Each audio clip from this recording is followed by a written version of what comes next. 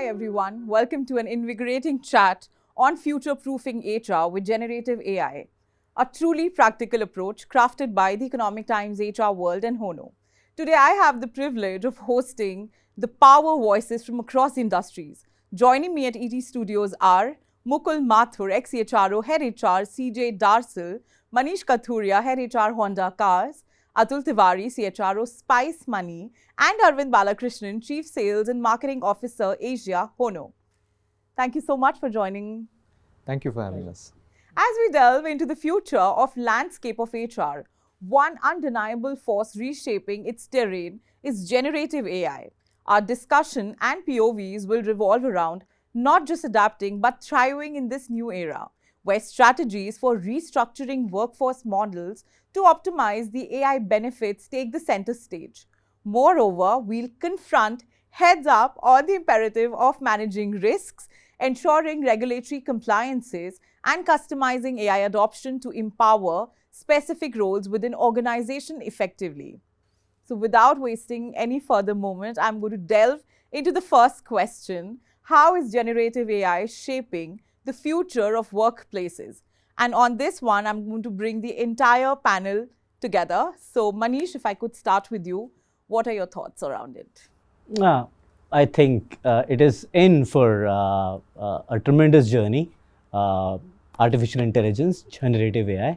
And I think all the industries are imbibing it, understanding their situation currently, where they are they manual or they're having a system or they are having an advanced system, and accordingly they need to judge if they need to elevate their journey of the right human resources which can take their strategies altogether to a different level. They need to really invest in understanding this AI, which will increase the productivity. It looks exciting for Absolutely. point of view one. I'm going to move to Atul here. Atul, what do you think? Right. So, Soumya, what I have recently gone through one study of World Economic Forum, and what they have mentioned is that 6 out of 10 of all of us are going to reskill ourselves in terms of any role which we are playing currently. So that's the kind of a clear indication that AI, which is the thing, and generative AI, now the advanced version of the AI which has come, I think that is going to stay. There's nothing to be fearful of about that, but I think it's more important that how we are embracing this new technology and adopting it for the rightful things is something which we have to work on it. So I believe this is one of the best thing to happen, and also how we are going to see from a lens wherein we should not see it as a replacement of anything, but more of an augmenting it for our future work. What we are going to do is going to define the future of work, is what I believe. Absolutely, that's a wonderful plug, and I think the skyline looks very clear for all of us. Arvind, I'm going to come to you. I think very valid points made by my co-panelists. Let me share my perspective. Generative AI, as rightly said, is going to be a disruptive force. We have to embrace it as it is come, and it's not going to go away. 3 areas which I can very clearly see where it's already having an impact. One is it is freeing up lot of time. It is freeing up a lot of the routine mundane work which is done by professionals across the organization, specifically even in HR. Look at what it's doing, secondly, look at what it's doing in, for example, for recruitment. The whole resume parsing, matching with the needs of the role, shortlisting CVs for interviews. It's already making its presence felt. And lastly, Atul also mentioned about learning and development. With all the emphasis on upskilling, building up skill sets for the future, making your workforce future ready, generative AI is already starting to play a role, and that role is going to expand dramatically in the future. So those are some of the trends which I see. Back to you, Sam. Thank you for that. Mukul, what are your thoughts? I think it's very, generative AI is going to bring in a lot of efficiency and productivity, increase in efficiency, increase in productivity across the organization, across the sectors and industries as such. However, probably there is some time for organizations to adapt. Generative AI, it's going to take some time. I was just reading something, a few days back, and which says that 60% of the organizations are planning to, invest in generative AI in the next financial year as such. So they, of course, they require a lot of investments to actually invest in generative AI. And talk right from as my co-panelists mentioned that yes, right from recruitment to manpower planning to creating the succession planning, competency frameworks. I think it's really going to help the organization to focus on each and every individual now, which was a very, very difficult task earlier. But now with, with the IDPs, it's very, very easy for the organization, for the HR people to create the IDPs for the individuals, and then very specific IDPs, right? So it really helps them in, creating a kind of a complete growth path for those people, making them grow as per their skill sets and competencies, or maybe for succession planning, the kind of competencies and skill sets which are required in future, so they can make them ready precisely for those particular roles. Secondly, there are universal frameworks which are being, which are supposed to be implemented in across the department. Like for example, Lean. Now, Lean is a framework which is when you impart a training to, a Lean training to different departments. Now, a lot of departments are not able to understand, okay, Lean is to be implemented in my department, be it in HR, finance, operations, sales. How it is to be implemented in my department, right? Which has been a very big question wherever, whenever we have tried to do it, right? That what should I do in my department, or how it is applicable in my particular role. So probably with generative AI, we will be able to focus on, the generative AI will really enable the organization also to focus on such areas that Lean needs to be implemented across the areas and across the roles. So this is how it's going to really help us, and it will increase the efficiency and productivity of the entire organization as such. Sure, that's a great sum up, I think. Thank you so much for putting in these perspectives.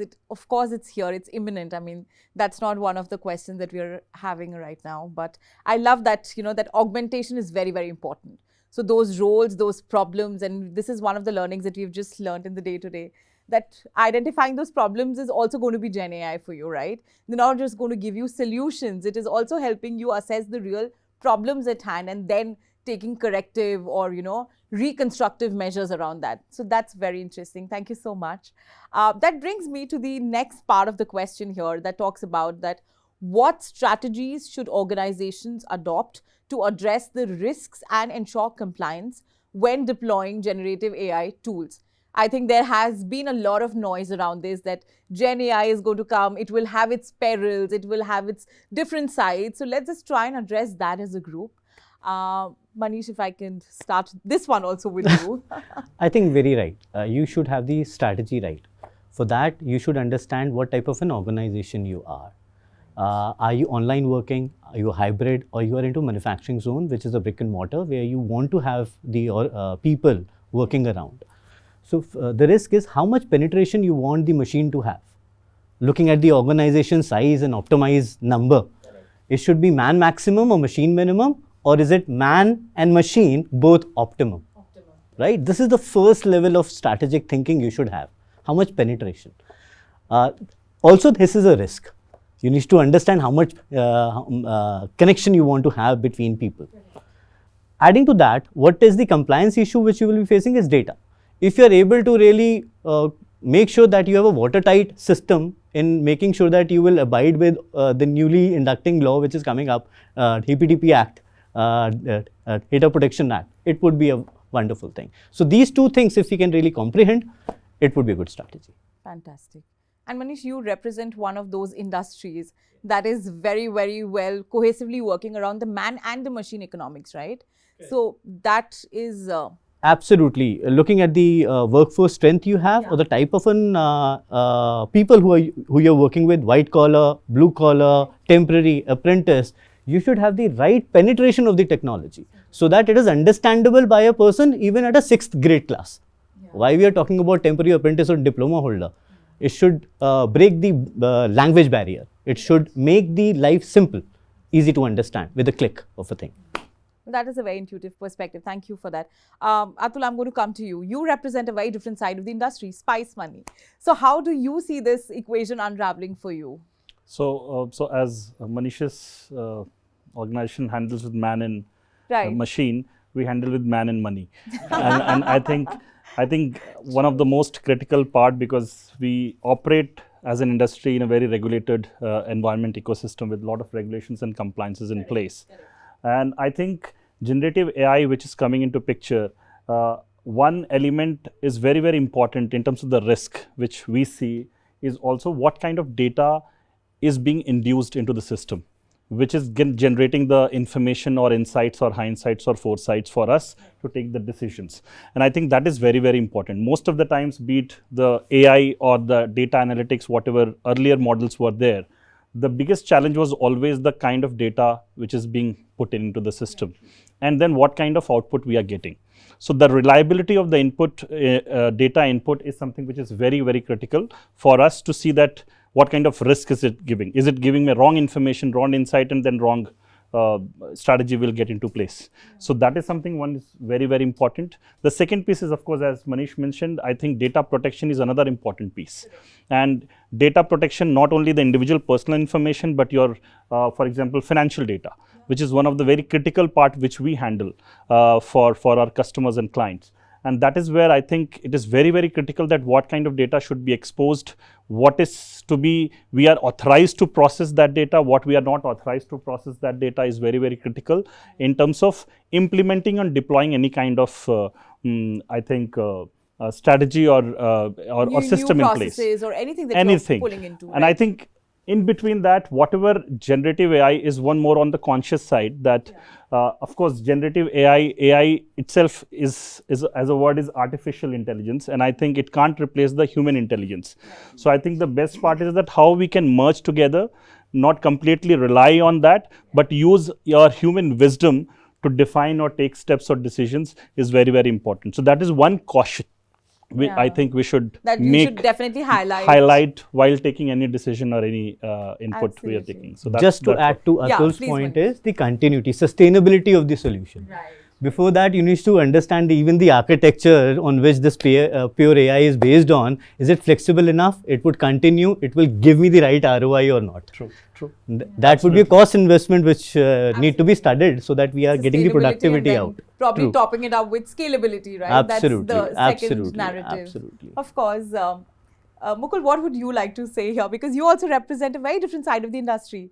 So we would love to hear from you. So I think first is the strategy to for organization to adopt is, I would rather say that, I'll take it into two different sides. One is the people side of it. Second is the organization side of it. The people, because you would have heard this question coming from a lot of people that when AI is coming into the organization, what will happen to our jobs, or whether our jobs will be taken away by the AI or by the technology as such, right? So having said that, it is very important for us to educate the people at the different levels of people, again, right from the top management to the middle management to the lower level of management, about what AI is going to do in the organization. Everybody is talking, AI has become a buzzword, and of course it is very, very important for any organization to adopt it, but how it is important for our kind of an organization. Now management, a CEO, when you talk about a CEO looking at the generative AI is a different perspective altogether, because he's looking at it from an investment perspective, right? But when you talk about the operations and COO, he's looking at it from the execution perspective and efficiency perspective. Then similarly, when you go down the line to different departments, their perspectives are far more different, and the questions are different for different level of people, right? Now, how are you able to address, especially in HR, how are you able to address those questions and queries and concerns from people is very, very important. This can only happen by educating them, by telling them more about the concept, more about generative AI, and how these people needs to upskill and reskill themselves over a period of time, to be able to adapt to this technology. Secondly, ensuring that you clearly communicate a clear path for them. Okay, this is what we are going to do for you, and this is where you need to reskill, upskill, and enable them by maybe providing them or enrolling them into different programs. Such program wherein they should be able to upskill themselves into the AI, right? Coming to the compliance part of it, see, compliance for any organization, for that matter, it's very important. Generative AI being something which is very, very new, probably there will be some level of skepticism across the organization. Should we share our data? Should we not share our data? How will it get processed? Whether it will be used or misused? I think that will get answered over a period of time. I mean, I would rather refrain myself from commenting on it, right? So it gets answered over a period of time, that how it's going to be really helping us in maintaining our compliance as such. That's very interesting, actually. I'm just trying to spin my head around all of these perspectives, but Definitely, I like that, how you've just reframed that. Let's just hold it for a little bit more time to kind of really assess how the compliance part unrolls. But AI is there. Gen AI is definitely going to disrupt a lot of things, right? And that kind of really connects me to the next question that I want to hear from you. And probably, Mukul, I'm going to start with you on this one. That, how can organizations ensure that the adoption of generative AI specifically tailored in a way to kind of augment roles effectively rather than having a one-size-fit approach for all of them? And this is something that, like Manisha said, there's a huge plethora of things, right? There are different kinds of workforce. So how do you create those customized experiences? And that is what we've been talking about. So, I think, generative AI itself is all about creating something which is absolutely new.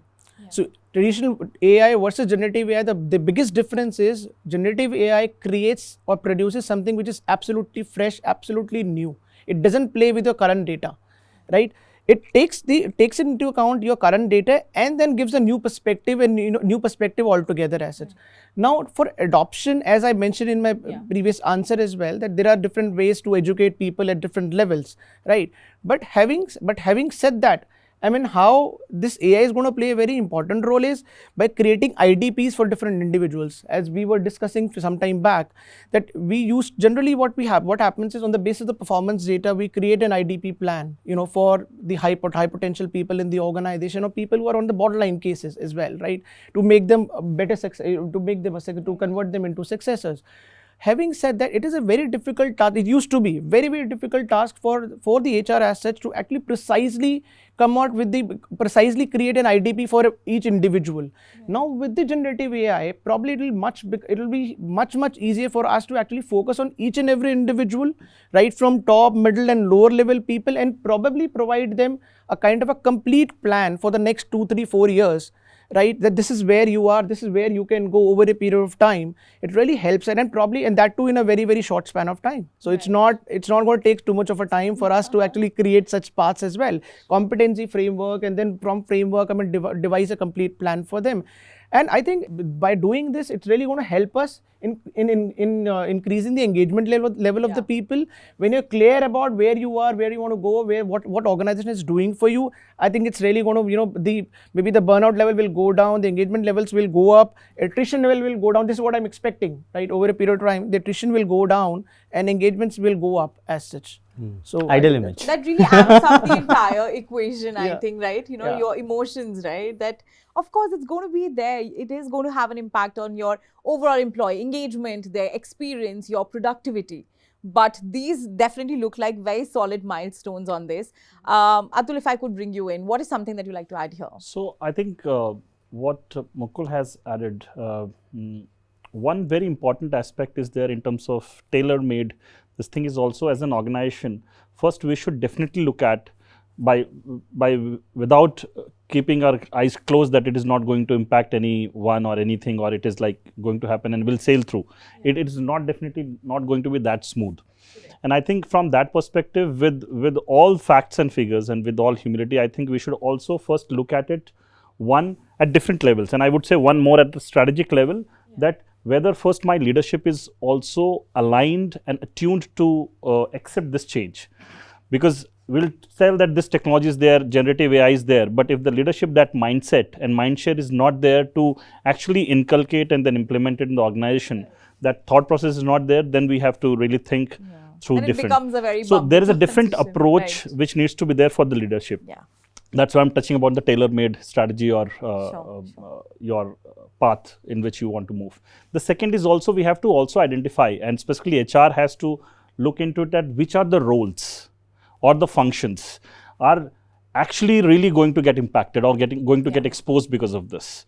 And hence then whether they are skilling, reskilling or abolishing, whatever, right, those roles and coming up with new roles is very, very important. And hence your approach for those respective functions, processes or departments or roles has to be very, very different. Like for example, technology, IT, coding, probably it is generative AI will disrupt, maximum disruption is going to happen there because everything is open now. You can get it done. So you have to execute one program, it is available. You don't need a coder. right? So, and hence, what is the approach for that? What is the kind of plan you have for reskilling, upskilling that particular function? HR, for example, in HR, probably not all the functions, but recruitment, for example, to start with. And what is your appetite as an organization? But this is one function wherein your resume, parsing, shortlisting, email communication, for example, internal communication which happens, right? So, how it is going to happen? Generative AI will impact biggest part if you really truly want to implement that. And hence, what is the role which is going to happen there for those role holders? So, those are some of the things which we have to think through in detail and in quite deep manner, so that you can really figure out what is the specific strategy for a specific individual or level or function or a role. And hence, that will actually be much easier for us to go through that whole change management, whatever is going to happen because of the to extract those elements and see that where it really supercharges the functions of your organization and which ones really need a 14-hour charging. Let's just kind of bifurcate on that thought. That's a beautiful addition. Manish, I think you were saying something. Well, I just want to summarize or add few things. So it can be a 4 axis model which you can take it. What is your dream?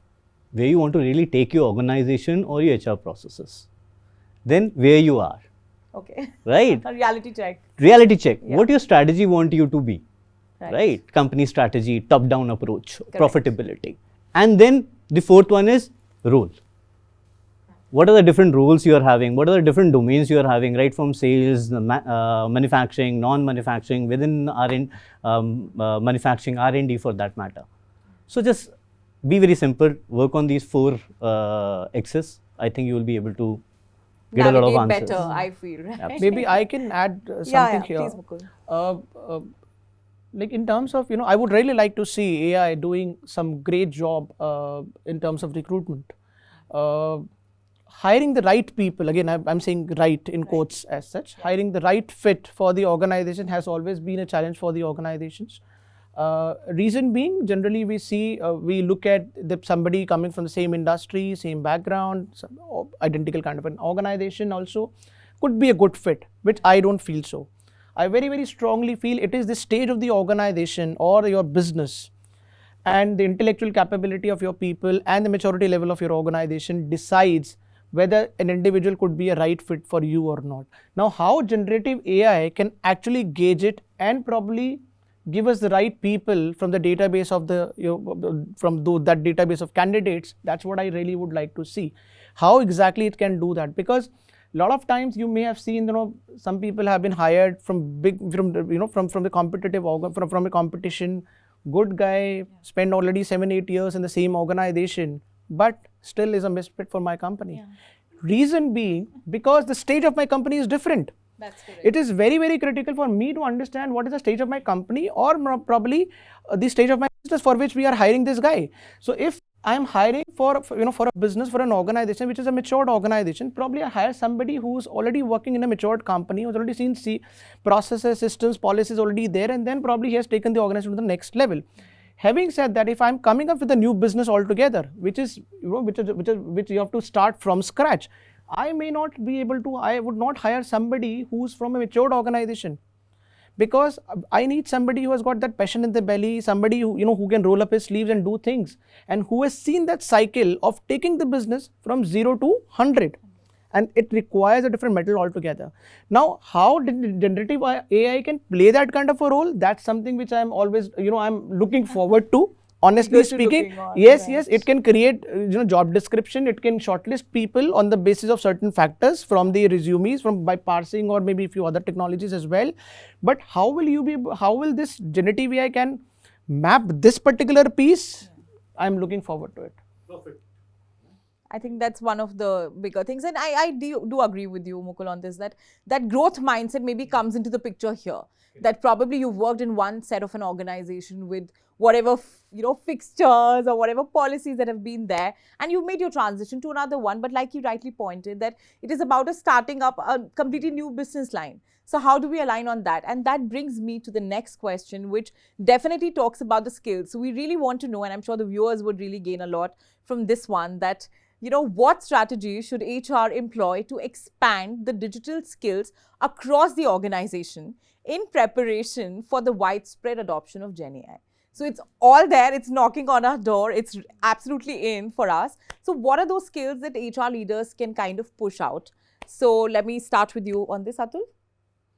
So as I said, Soumya, I think one is, of course, that basis the roles and the people which are there. I think we should very clearly span out that what is the gap, what my generative AI is going to fulfill, and where is the gap, whether I have that proper, skill gap analysis done correctly or not. If that is there, so majorly one is that you should be agile in terms of the mindset thought process from top to bottom. To accept and embrace the new technology. I think that is one piece. And then basis your roles, which are the skill sets which are required. For example, in HR, there's a very different aspect which is required in terms of how you are appreciating the technology which is coming in terms of hiring, in terms of compensation, in terms of engagement, which is going to play a very bigger role. How you are reading that data. Right, what is generative AI is producing the products or information, how you're processing the information. So there's a very different skill set and mindset which is required for that.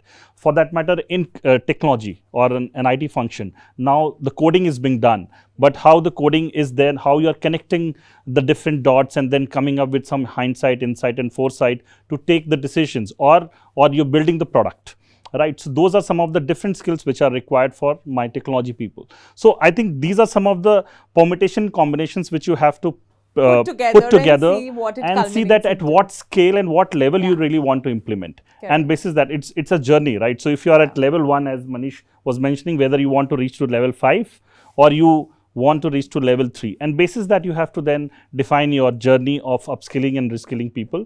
And it is not all across the organization same. It is going to be, as I said, tailor-made, role-based, function-based, and what you're going to play as an organization. You start mapping your milestones. Or your Absolutely. Okay, Arvind, I'm going to bring you in. What is something that you're going to highlight for us? It comes to getting the workforce skilled. It's an uphill task. It's an uphill task. Employees across functions, across levels, all cohorts of employees, natural tendency is to resist anything new. So, what I have seen work in my experience, firstly, it has to be evangelized by the leadership. I will not say it has to be pushed top down, but the leadership has to be seen talking about it in forums, explaining the advantages, taking away the fear of the employees, if any. That's very, very critical. Otherwise, it will be rejected. Secondly, also the responsibility of the leaders to put a structure around it. Bring in the right training for the right set of employees. Do a study, identify what the training needs to be. Ensure that the employee, for each particular employee, he is very clearly told what his gaps are, what he needs to learn, what are the resources available. Then also, it may help to say partner with an external organization who can bring in that expertise, for example, if it's not available internally. Very important. To also bring in certifications, because employees value that as something, as a tangible outcome of what they have learned. And somewhere I think a lot of employees also look forward to gamification. Gamification of this entire learning experience. And when you take the organization along with you in the learning journey, I've seen really, really good outcomes come across organizations. That's my perspective. I think they have been really sprawling big. All the ones that you've highlighted for us, may it be the gamification part or maybe it be the certification part, I think that really works together. But I'm really happy that it's kind of going back to where we started, that the leadership has to kind of, sprawl it forward for everyone to consume and get absorbed into that emotion and that energy of kind of adapting to something new. Mukul, I think you're going to add something. Yeah, I think he summed up everything really well. And before adopting generative AI or anything for that matter, I mean, first of all, you need to be ready for it. Because adoption of anything which is new as a human, generally we resist, right? So adopting something like AI and then generative AI, so I think, and even normal tools, I mean, if you implement an HCM system also in your organization for the very first time, I mean, people do have resistance, in adopting to it. So as he rightly mentioned, that first of all, I think the mindset needs to be changed amongst all the people, that yes, it is here, it is for your own benefit. What is in it for me? That question needs to be answered. Why should I adopt, to this technology? Why should I use this system? Why should I use this product? Right? What is in it for me? What am I gaining out of it? right? Or how it is going to be benefiting me, not gaining. If what is the benefit which I'm going to be getting out of it? So if that question has been answered, I think 50%, 60% of the job has been done. Correct. Because then, probably mentally you are prepared to adopt that technology. Yeah, that acceptance is already has already been created. Right. Then comes the second part. Of course, you need to create, those areas and those places wherein people should be able to, or maybe give them opportunities to upskill themselves and reskill themselves. Maybe on the LMS, maybe the offline programs, online programs as well, and as he rightly mentioned, back it up by certification. Correct. Because people do give a lot of value to the certifications. Once they are certified, of course they flaunt it as well on the LinkedIn and other places as well, that I have been certified and so and so. And then of course it gives a kind of a credibility as well for them. Right. So I think, and of course the leader has to talk about it. Even, it has to be promoted across the organization, across the levels. And it is not just that, that only lower level people are supposed to use it. It's lower level to middle level to top level people. If the HOD is using it, I mean, he can ask his team members and, and peers also to maybe use it, because and then probably just create some kind of just try and find out those ambassadors and evangelists, as he mentioned, within the organization, people who have used it, people who have got benefited out of it. Probably they can share their story, with a bigger group, on maybe during the town halls or maybe other, group conversations. And then probably it will actually, inspire other people also to start using it, and and reap its benefits.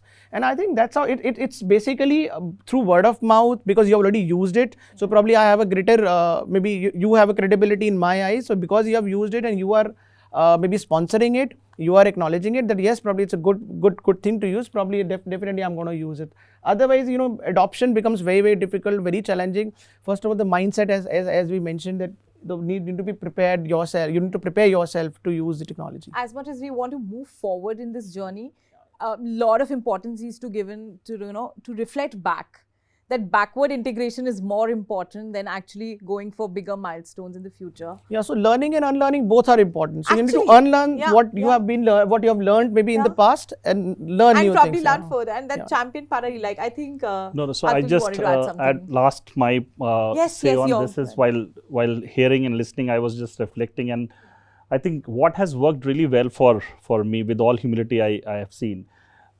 See, change is inevitable. Earlier it was AI, then generative AI, I don't know what's coming XX. for us later. Absolutely. So that is where I think the biggest part which I have seen as an HR, what we have to do is we have to just build two things, not on the skills. We should not focus much on that, because it keeps on changing. Right. So I think the basic, everything is on fundamentals, right? So I think I have seen, if you build on will and that fearlessness, that element is being taken care of. I think skills are something which people will adopt going forward. It is tough, as you mentioned rightly, but I think that is something which is attainable. But the right attitude, if you hire will, the right will, I think skill will be taken care of, no matter whether it is generative AI or anything. And that will suffice irrespective of whether AI is coming or some other changes happening or any disruption is happening in the industry. I think people will take care of that. So I think that is one bigger focus which we should make in terms of what kind of people we are getting with these elements. Absolutely. We're preparing them better for the future. Yeah. So doesn't matter then what is coming, what is not coming. In a little chat, we're trying to decode that future work. But Manish, I'll come to you for your closing comments. Hi. I'll just give an industry perspective. Sure. I'm representing industry which is going through a disruptive turn from an IC engine to EV adaptation. And that is where we need to understand that technology is going to play a very important role in the future. So organization need to really strategize it. That they want to just alter their processes, or they need to really elevate their processes to a different level. And if they really want to elevate it, then they have to do a lot of top-down approach, adding something in your slogan for that matter. In Honda Cars India, we go by the power of dream, but we add it in our slogan. How we are going to move you? How we are going to create a product which is going to augment and transcend your journey, right? That, and because of that, we need to really integrate and penetrate the culture and evolve it all together, and make sure that everybody is integrated toward technology, be it a part of their KRA to improve the productivity part. So you need to really understand what the perspective your organization need to do the journey in technology. This is my point. All right. Thank you. Thank you so much for this invigorating chat. I love the kind of perspectives we've shared. Those anecdotes were really helpful. I'm sure the viewers are going to gain a lot out of this. But then, thank you so much, everyone. This has been such an impactful conversation that kind of emphasized the critical need for expanding the digital literacy, if we could say, AI-related skills across the workforce, and by which we are definitely looking to equip them better for organization overall, their experience and productivity. On that note, thank you so much for joining in. This has been a fantastic chat, and I look forward to connecting more and learning from all of you. Thank you so much. Thank you.